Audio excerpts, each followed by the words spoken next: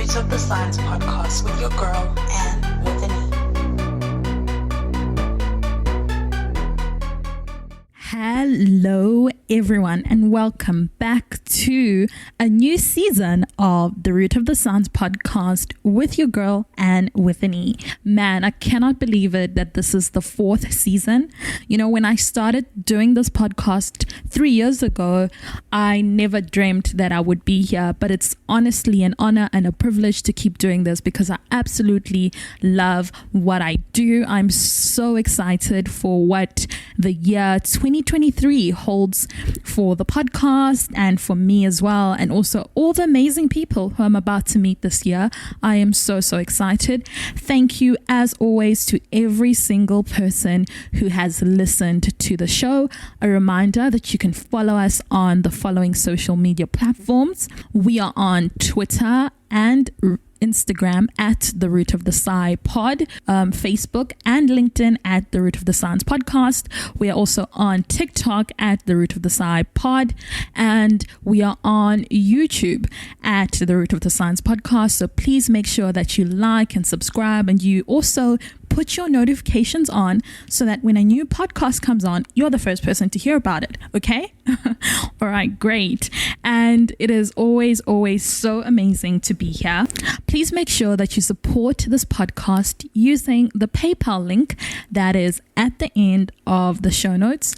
A reminder that if you know that there's somebody who I should talk to this year, make sure that you send me an email or you DM me, or if it's you yourself who you think I should chat to, please don't be shy. Send me an email. I'll really love to talk to new people this year.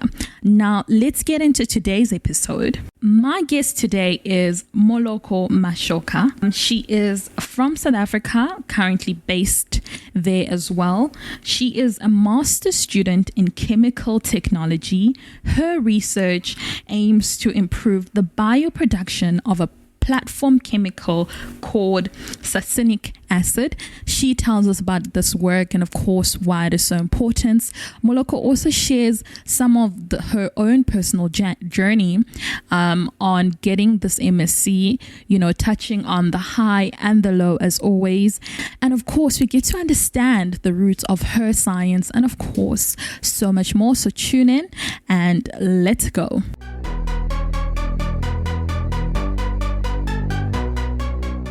Hi, Moloko. Welcome to the show. Thank you, Anne. It's such a pleasure to have you on today and for us to have this conversation. I'm really excited to get to know more about you and also, of course, the audience who's listening.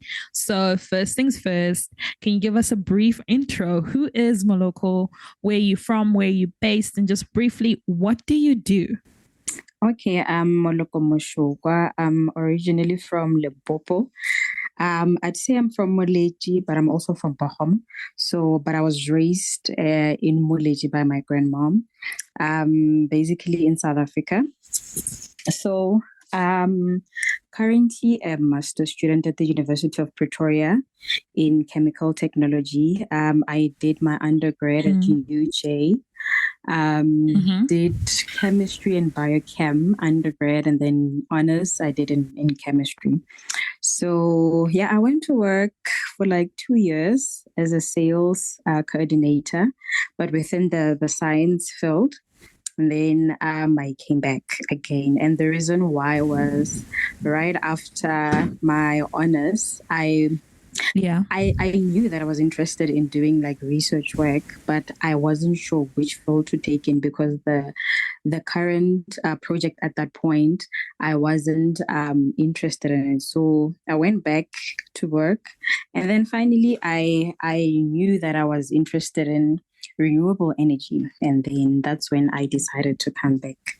So yeah, that's me.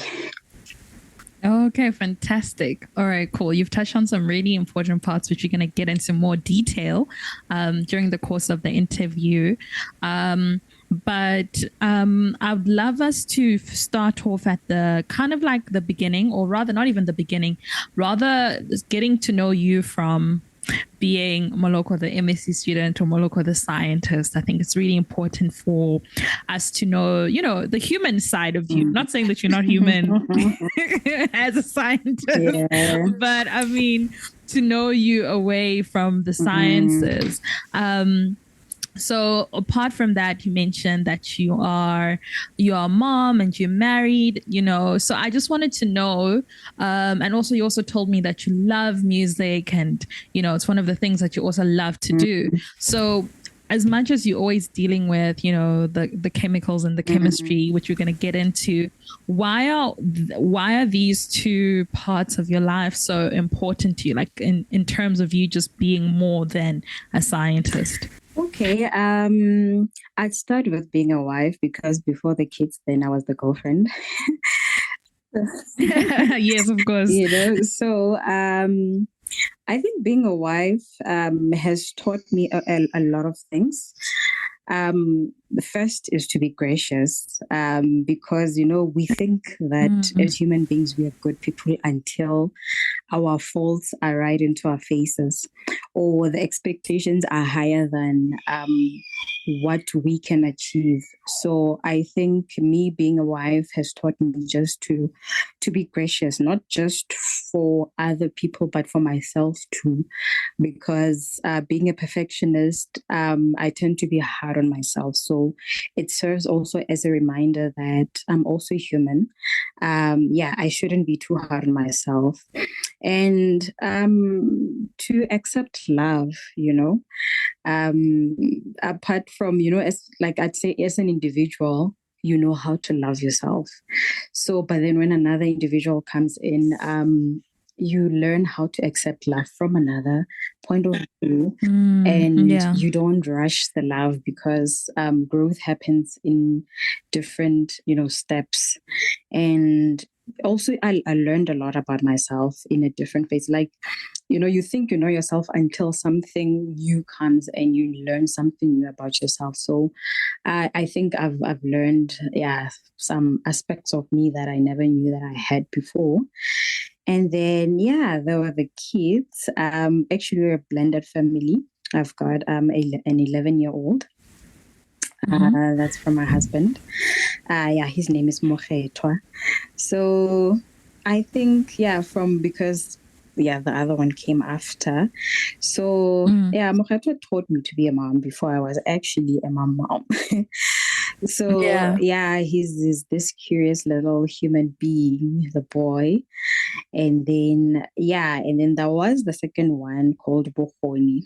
Bohoni was born during Corona, actually. Oh, she's a COVID baby. Yes, I got a COVID baby. So I've got another boy. So I got two boys. So nice. Bukon was born within my studies. And then, difficult journey through. We'll talk about it, I think, as time goes. Yeah. So, being a mom too, like, I think for me, no matter how tired I am during the day, when I come back, it's like a revived whole new person because this little sparkling eyes are looking at me. It also brings its own challenges, being a first-time mom and, being a mom of two all within a short period of time. So it's apart from a different sense of happiness, it brings a part of like a responsibility and also giving love to this innocent human beings and caring for them and teaching them all the things that I've been taught also. And also, I think as an individual, our parents did the best that they could, but then trying things differently. I think Well, I can go on and on. I can hear that, but not in a bad way, because I really love how you speak about your kids or how you speak about being a wife. It's got this air of, I don't know if the word is gentleness, or like careness, like you've got this level of this present aura that's sort of coming around, like, you know, like you're very present in being these two roles. Like, although you admit that it's difficult, but it's so beautiful. It's so beautiful how you communicate the love and the care and the affection. And, you know, I always say this on the show, and I'm sure people who are listening always get tired of me saying this, but I really love moms who are able to do this research thing and also be a mom and a wife, and, you know, because you wear so many hats, not to take anything away from the dads as well, but it is a different thing. So I really commend and I look up to you, because I'm like, yo, it's a lot. And like you said already, it's a lot. Even though the way that you've explained it, like, you know, it's got its great wholesome moments, but it's also got its difficult moments, which we did say that we're going to speak about later on in the show. But yeah, I just wanted to say I commend you and I look up to you, and you're doing great. Like, it maybe doesn't feel like it all the time, but you are doing so great. So yeah, I appreciate, you know, every time I hear you're doing great, it's sort of some affirmation for me, because we do so much as women, and we beat ourselves a lot because we feel like we're not doing enough, especially when you're working or doing research and you still come back, have to give this other people your whole self. So those little words of affirmation of you're just doing great, even though sometimes I'm not, but it keeps me going, you know. So I appreciate. No, you're welcome. Like, one day I hope to be as great as every single person who I chat to and is able to do this. So for me, for my eyes, you are doing fantastic. Yeah. Okay. So let's then talk about before you were a mom and before you were, you know, in doing all the things that you do now. You mentioned that you grew up in Limpopo, right? So being a young girl in Limpopo, how does she find herself in the science? What is the story there? Well, I think it starts with my grandmom. I'm my grandmom's, let's say my grandmom's daughter. So I was raised by my grandmom. I was actually named after her, both names. So I started staying with her when I was in grade 2. Luckily, the primary school that I was in, it's in a village at Arabkwe. So villages usually don't have that much props for education. But I don't know, lucky enough, we had this program called Read. So they brought books, a whole lot of storybooks that we would read, we would dramatize, we would do poetry, you know. So that, I think it was the first point where I really got interested in reading. But then the earliest memory that I have was in grade 7. Like, we used to do, I think it was natural science then. So we would read books. They would tell us like subject. I mean, is it subject or topics? I think. And then every time I would read the books, they would say, "Scientists found out." You know, scientists found this, and that excited me a lot because I was thinking that is actually me. You know, so I would turn around and actually I caused disturbance, but anyway. I would turn around, tell whoever's next to me, is like, that is me. Like, I felt this great excitement that somebody found something, and that exploration part of me just got ignited at that point. So I think, that's where the science part comes in. But then also, I think I should mention how my grandma played a huge role in education. My grandmom didn't go to varsity, but I remember when I started staying with her, I couldn't even read. I was in grade 2. But every day after school, she would go through my books. We would write, I would rewrite everything that I learned. I remember at first, because I really loved playing, I would copy my cousin's work. And then the day she caught me was the day that I copied her name. Oh no. Yeah, so that's the day that I copied her name also. So then, yeah, she started separating us like, no, before you play, then you should repeat everything. And I think she instilled that thing of being careful with my work. So as we continued, she would always, if the test, she would want to see. And then she always told me that, you know what, education would take you out of the poverty, because she wasn't working, but she tried so much to provide, you know. So she instilled at me that for you to escape all this is to educate yourself, to work for yourself, and you could be at liberty. So continuing forward with high school, I knew that I did the sciences. There was once, I think in grade 9, before we chose streams, there was this one teacher that we did economics in. I remember the last test that confirmed to me that I'm not going to do accounting.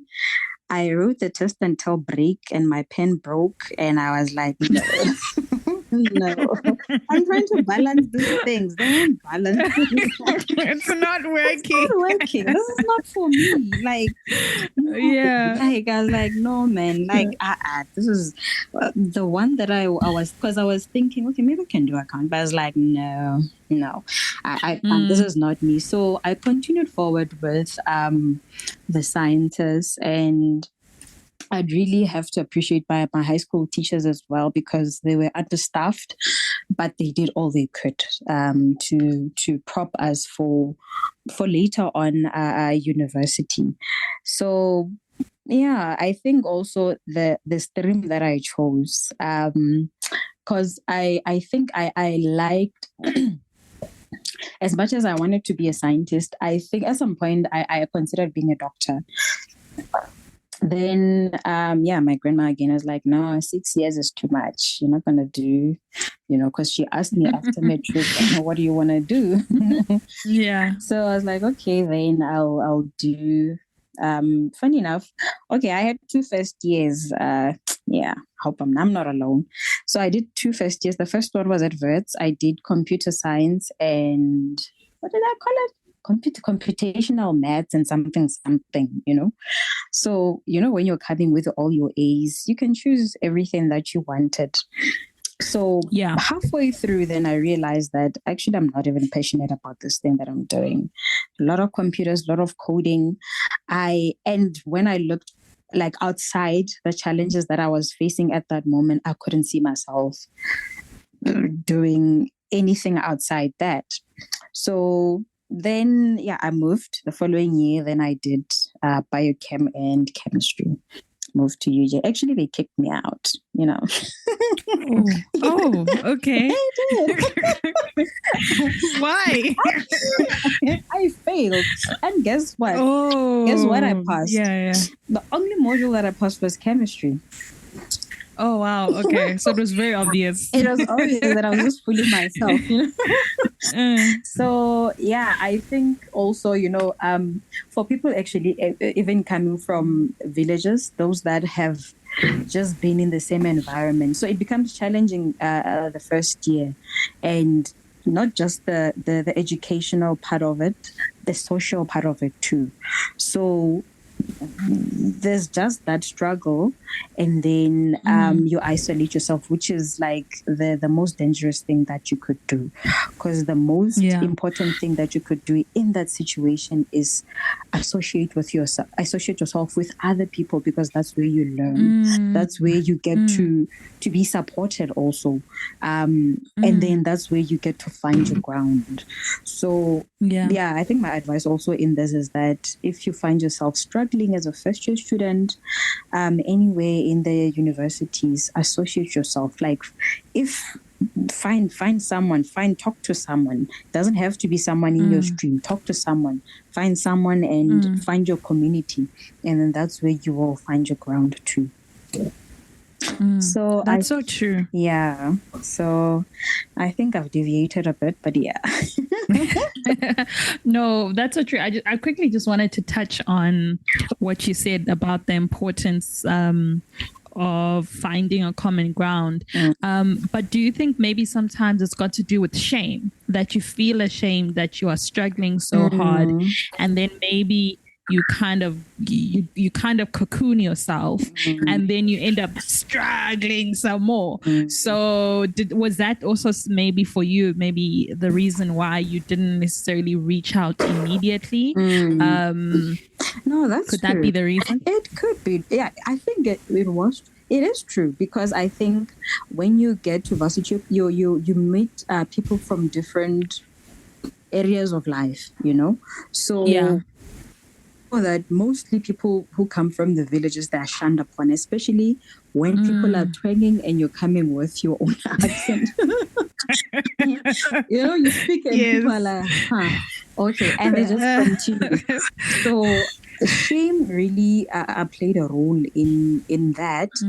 But I think my advice then would be to really be confident in where you come from, because nobody will take away your background, and nobody will change it, because that's where you come from.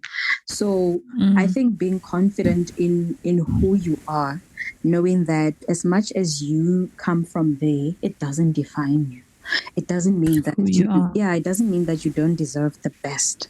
So you also deserve to be where you are with all the other people that are there too, because you enrolled, and it doesn't have to be just university, because I find the same thing happens even in the workplass or in social events. Of course. In social events, they'll be like, you're dark enough, or you don't have a weave, or you're tall enough, but then the beauty is in being confident in who you are. You said that after you finished, you were like, if I come back for MSc, I'm not, you don't want to be here. But in your intro, you said that you took some time before you came back for your MSc. What happened there? Okay. So I was working as an internal sales coordinator at Shimazu. So it's a company where they were selling like laboratory instruments. So I was like the first point where I was communicating with clients and technicians from inside. So then when I'm talking to clients, most people are within science. So it's like universities, it's companies, it's research facilities that are within the field. So if I happen to come across a new company that I've never heard of, then I would just Google, what do they do? Because I think when I finished my studies, there were like a few companies that are on top of my mind, because we deal with them. Like when you order chemicals, you know who to go to. The first is Sigma, So it's like one of those brands that are just there. I think there were just a few that we know, but I got to realize that there's actually thousands of other companies that cater to our fields that we don't actually know of, And then I got to Google, what do they do? Okay, and then so there was just this one client that worked at the Agricultural Research Institute. Then I Googled what they do, their research group, and I was like, oh, okay, I think I'm interested in this, So the other thing was that I promised myself that when I came back, I realized that while I was working, that most people from research institutes, especially universities, masters, doctorates, and postdocs, when you talk to them, they're so narrow-minded. Yeah. Very educated people, but very narrow-minded, because they focus only on their project. It's like you use an HPLC. At the end of the day, you only know that it does only one thing, but then the technicalities behind it, because those are the skills that you get as a researcher. At the end of the day, you're a researcher, not just an MSc student, You're a researcher not just of your project, because your project is the basis of what you're doing, so that later on you can expand on that. But then it's not the only thing that you do. So I realized that there's this little shift or this little corner that people need to shift from. So I was like, I think also when you're too focused just in one university, you don't get to expand your mind. And I think reasonably so, because research is stressful, So I was like, you know what? I need to be associated with another institution so that I get to sometimes go out. Yeah. Not just, just to be drawn out of this little cocoon and then associate with other people that are not within the institution. So then the plan was, okay, find funding that's outside the university. So I found a supervisor that's at the ARC, and then the supervisor was like, "Oh no, if you are to go with us, then you have to find someone within a university where you're gonna go at." Then that's where I found my supervisor, who's Prof. Taramola, and he was then based at the University of Witwatersrand at Wits. So then I had to do research also on like what do they do. So I read on their papers. So I checked their publications, what they do, and then I came across Prof. Daramola because the supervisor at ARC didn't really channel me. He said, just find anyone within the university where you're going to be enrolled in to be your main supervisor. Then I went with the one at Wits because he was closer by, and they were collaborating at some point. So then I went with Prof. Daramola, and then I registered. It was when? Back in 2019 at Wits. And then I got to move, and I think looking back at it is like I always started Wits but never finished there. Seems to be a point. It's my starting point. So then we moved later to the University of Pretoria mid-corona. My supervisor found a job that side, so he became the HOD. So that was another challenge because it's like skipping town. Pretoria and Joburg is two different environments. So then we all had to move.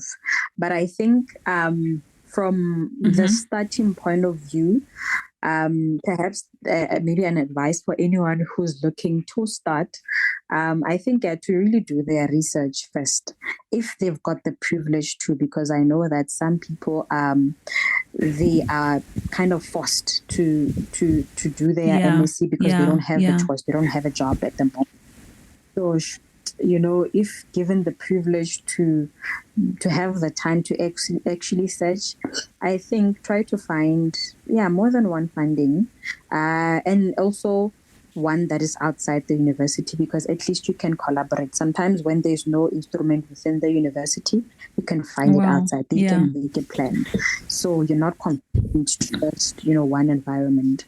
And also they expand your mind, because you get to, if you're doing a progress report at your institution, then you can get to do it outside also, and then they give you a different perspective and a different approach, so you get to grow from that too. So I think and also if you've got two findings, because I think we really struggle as postgraduate. Because we don't have the funding, and I feel like somehow we should really be recognized, because I don't want to say we're doing the Lord's job, but we are contributing to the field.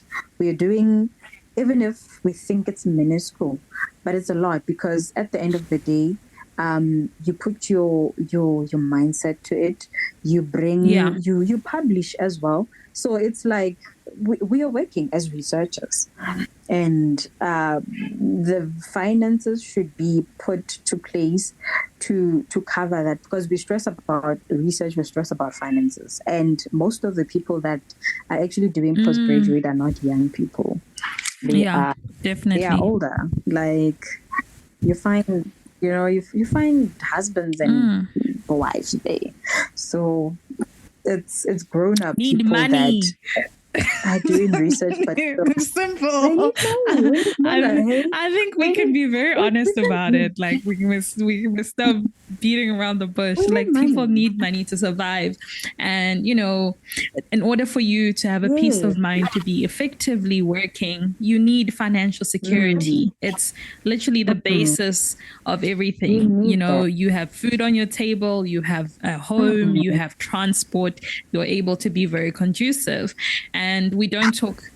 Yeah, so it's necessary. And I love what you said about how we do need to be able to if you can, like, I like what you said about privilege, because sometimes some people just go in quickly with no blinker. I mean, with blinkers, very naively going with somebody, not knowing what they're getting themselves into, because you're so desperate for something, anything, because of the current job market in South Africa. It's very difficult, so studying has now become the alternative, and almost without really understanding why you are studying. And it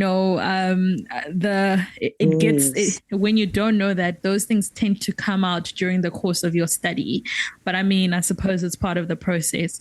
But you're absolutely right about how you need to, if you can, and you have able to research, and you're able to have that. It seems like you have this duality where you have the institution and also industry. So when you're finished, you're able to adapt into outside of the university setting really well. Moloko, I want us to talk about your actual MSc then. You are doing your MSc in chemical technology, and the aim of your project is to improve the bioproduction of a platform chemical called succinic. I hope I've said it correctly. Acid. Can you tell us more about this work, and why is it so important that you are doing it? So my MSc in chemical technology is actually within the chemical engineering department. So basically, the aim of it was, so it's a progression from a previous study whereby they developed a one-pot system. So basically, a one-pot system is that there is, I don't know if I should start with the concept of it so that I could, elaborate more. So in bioproduction, we're using lignocellulosic material. Yes, that's biomass. Biomass is like plants. So we are taking plants and we're extracting sugars from them. So to extract sugars from them, we need chemicals. We call the process a pre-treatment, a process whereby I was using zinc tetrahydrate, a chemical. We call it a molten hydrate solution. So it is recyclable as compared to the previous, other chemicals, ionic chemicals that extract sugars from biomass. So after extracting the sugars, then you have to convert them to value-added chemicals. And in the conversion, we use microbes, right? So in the previous study, they placed cow dung within a pre-treated corn cob. And then they tested for the production of succinic acid. So the importance now of succinic acid is a platform chemical. So a platform chemical means that it can be a precursor to many other chemicals. So it can be a starting point, and then you can keep on converting it to another chemical. So it finds use in agriculture. There is use in food industry where it's used as a flavor. That it gives umami flavor. It's used in the petrochemical industry as well. It can be used in the pharmaceutical as an additive. Where else? But it finds use in many other industries. And and it also forms bioplastics, which then addresses the pollution, because then if we use it to form plastics, then they are biodegradable. So that's the whole point of it. So then in my project was that, because in the previous one, they found that the microbes within cow dung, they produced succinic acid, but it was at a very low concentration. Okay. So then with my project then was to try to optimize that process. The first step was to isolate succinic acid producing bacteria within the cow dung. Sorry about that. So then I had to now selectively isolate those. So I used bromochrysal green. So it's a pH indicator. So I grew the bacteria from cow dung on an agar plate. And then those that changed the color, which is green, of the bromochrysal green to yellow, meaning that there was an organic acid production. Then I chose those colonies and then further isolated them into newer agar plates. And then from there, I grew them into a liquid broth. Sorry. And then I quantified the organic acids using HPLC. So then also the succinic acid is being produced, like the microbes have different metabolic pathways. Okay. So there is the anaerobic pathway, then there is the aerobic pathway. Then I aimed for the anaerobic pathway because succinic acid is being produced as a byproduct. So in the aerobic pathway, it's an intermediate. And this means that succinic acid now gets produced, but then it gets converted to another product. So I cannot get to quantify it at the end of the day. I cannot have it as a product through that pathway. So yeah, then that was the first objective. Then going forward, because now I isolated it successfully, then was to adapt it into the pre-treatment solution. Remember that initially I said that the bioprocessing reactor was called a one pot, whereby pre-treatment and bioconversion happens in the one system.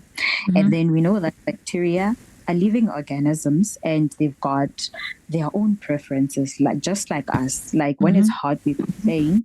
When it's too cold, we complain. But we want, mild conditions. If maybe the food is cold, we complain. Or if sometimes you don't want hot food, you want cold food, or you don't want like chili, So microbes are also like that. They've got their own preferred conditions which they prefer, like pH to start with. There are those that thrive in acidic conditions, and then there are those that thrive in alkaline conditions. There are those that thrive at very high temperatures, and then there are those that struggle, to live at high temperatures. So then I tried to, so the pretreatment conditions were like at 70 degrees and then 5% of the MHS pretreatment solution. So then I tried to adapt the succinic acid, the one that was producing the most succinic acid at those conditions, so that I can optimize the conditions. So I made sure that, so the adaptation also was through mutation. So we know that, mutation happens all the time, especially with, antibiotic resistance. So, and with antibiotic resistance, then we know that it's through exposure to the antibiotics, like to a point, and then there's those that survive. And then now you expose them to another concentration of, especially those that don't finish their prescriptions, they get exposed to a certain concentration, and there's those that survive also. So that was the approach. They call it the evolutionary engineering. They call it evolutionary adaptation. Yes. So that was the approach of the adaptation. So I think, that's the gist of my project. So it's a combination of microbiology, biotechnology, chemistry, chemical engineering. So I think I get to apply myself actually in this field. Wow, that is amazing. Like, who would even know? I think it's such fascinating research that you are doing, and I think like I like what you said that you're able to apply all these different disciplines into your project, and yeah, and again, I think it makes you very versatile going forward in terms of wherever else you land up in the near future. I wish you all of the best with the Thank rest of the you. research. It really sounds really exciting and, very important. As we're starting to wrap up, I just want us to touch on the fact that we spoke about how, the journey was not always straight. You mentioned that where you failed, where you had to change and move, and all of the ups and downs that comes with being doing a postgraduate journey. And when there's that image that always goes around, like how you think it's straight, but meanwhile it's all of these squiggles that come around. So looking back, you said that for you, and also you mentioned that you had your son during COVID while you were studying, right? So you've mentioned that for you, how you managed to navigate, you bring emphasis on the importance of community as a sense of support for you. So can you just tell us more on that, and why you believe in community so much? Okay. I think I'd first start with the challenges that I faced throughout. I think the first was moving mid my research. I had to move towns like to Pretoria, like literally find accommodation that side. And also it was when we moved, that was 2020, and that was the middle of Corona. So I think first then because I was coming from like the sciences background, then I had to move into the engineering. That was like another challenge too, because I had to acquaint myself with majority of the concepts thereof. So I think 2019 was just adapting and finding my ground, and finding my ground with especially with the research, especially that it was a progression from another one. So I had to acquaint myself with everything that was done, so that I can be able to see the gap where I'd have to come in and really understand it. So yeah, that's the first one. So throughout the year, then I was doing my proposal, doing the literature reviews. Then just when I was about to dig in and get into the lab, then we had to move. Then having to move also, they did mean that getting to know new people, new lab managers, acquainting myself with the new lab as well.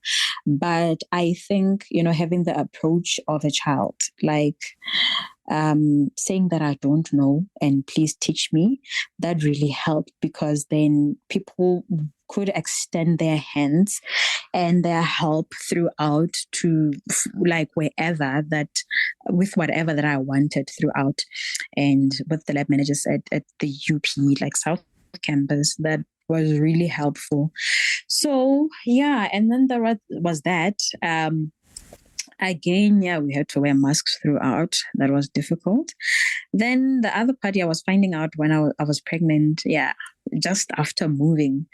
I think the first one was judgment from the community. I felt like I was doing teenage pregnancy, guys. Oh, like no. Yeah. old as I am, I felt like that was teenage, but I'm like older than a teenager. But then it's now having to, because now like there's bodily changes, like the energy that I used to have is no longer there. Getting tired, getting sleepy, having moods as well. And then, it's not like everybody knew that I was pregnant then.